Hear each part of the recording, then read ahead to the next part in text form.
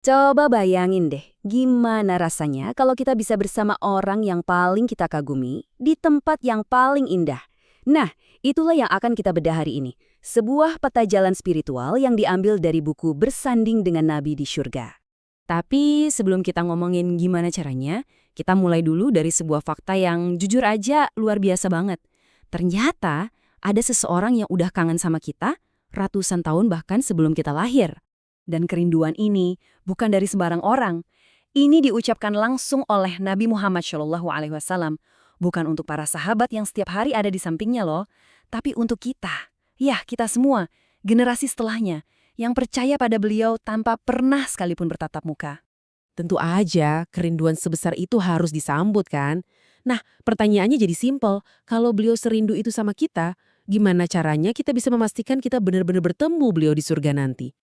Oke, untuk menjawabnya, kita akan urai 6 kunci utama. Kita mulai dari memahami rasa rindu Nabi itu sendiri, lalu gimana cara membuktikan cinta kita, sampai ke amalan-amalan spesifik dalam ibadah, akhlak, dan kasih sayang yang bisa jadi pegangan kita.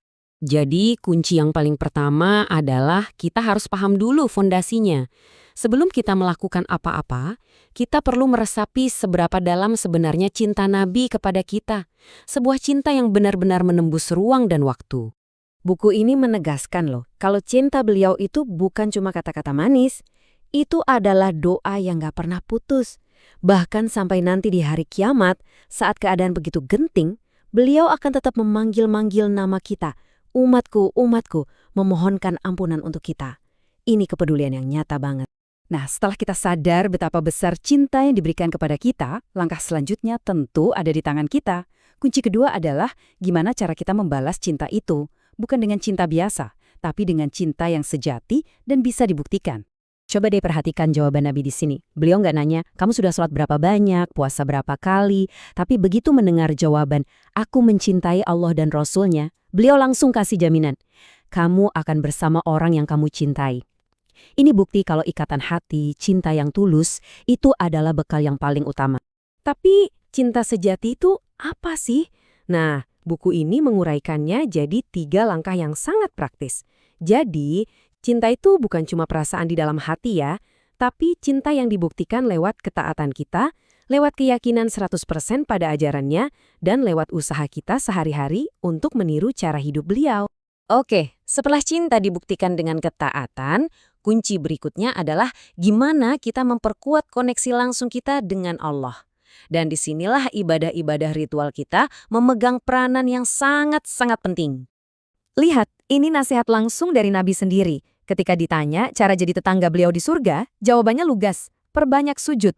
Artinya, jalan tol untuk bisa dekat dengan beliau adalah melalui sholat kita. Buku ini ngasih analogi yang bagus banget. Sholat wajib itu ibarat fondasi rumah kita. Harus kokoh, nggak boleh ada yang bolong.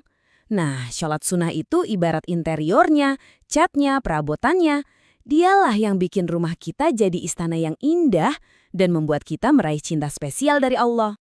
Dari ibadah yang sifatnya vertikal ke Allah, sekarang kita geser ke arena horizontal, yaitu sosial.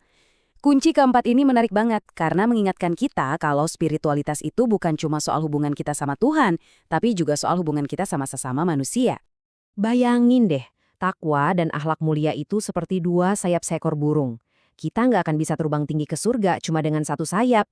Ketaatan kita kepada Tuhan itu harus dan wajib tercermin dalam cara kita bersikap baik kepada orang lain. Keduanya nggak bisa dipisahkan.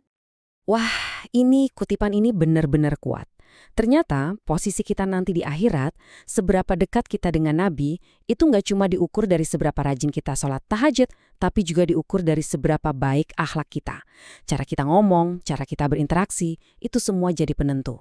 Nah, setelah membahas akhlak secara umum, buku ini menyoroti 2 tindakan kasih sayang yang sangat spesifik, yang pahalanya itu luar biasa besar. Yang pertama, merawat anak yatim. Coba lihat janji yang diberikan. Kedekatannya itu seperti jari telunjuk dan jari tengah, rapat tanpa ada celah sama sekali. Ini adalah jaminan kedekatan fisik dengan Nabi di surga. Luar biasa kan? Dan ternyata, janji kedekatan yang sama persis juga diberikan kepada mereka yang membesarkan anak perempuan dengan baik, dengan penuh kasih sayang. Ini menunjukkan betapa Islam sangat mengangkat derajat perempuan. Pahalanya setara dengan merawat anak yatim. Jadi intinya apa? Merawat mereka yang rentan itu bukan cuma soal amalan sosial, tapi ini adalah terapi spiritual untuk kita. Amalan ini bisa melembutkan hati yang keras dan jadi bukti paling nyata dari iman kita. Oke, kita sudah menjelajahi semua kunci yang dahsyat ini. Jadi, apa kesimpulan yang bisa kita bawa pulang? Ini dia rangkuman peta jalan kita. Tumbuhkan cinta yang nyata, jaga sholat kita, perbaiki terus akhlak kita, dan curahkan kasih sayang kepada mereka yang membutuhkan.